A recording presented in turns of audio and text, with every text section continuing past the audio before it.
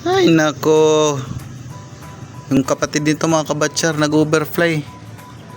Di ko alam kung saan pumunta.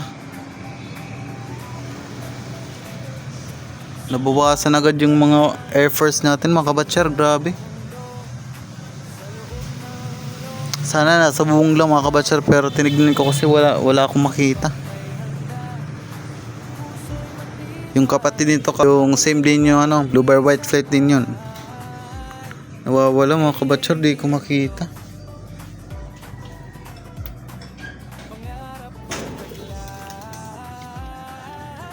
Hindi yan eh.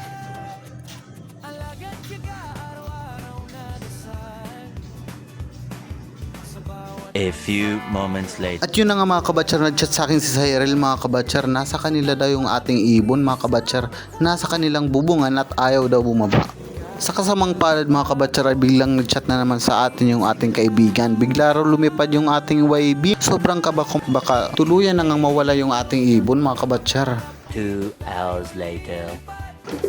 So ayun mga kabatsyar, bumalik yung ating ibon.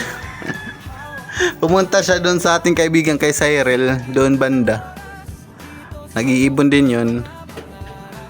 Doon siya dumapo mga kabatsyar. Tapos biglang nag-chat yung aking kaibigan mga kabatsyar. Tapos lumipad daw. Buti na lang mga kabatsyar, umuwi yung ating ibon. Ayun. Salamat mga kabatsyar. At kumpleto pa rin yung ating mga air force. Kala ko may mawawala na. So hanggang dito lang muna. Prokutug ngak ngak.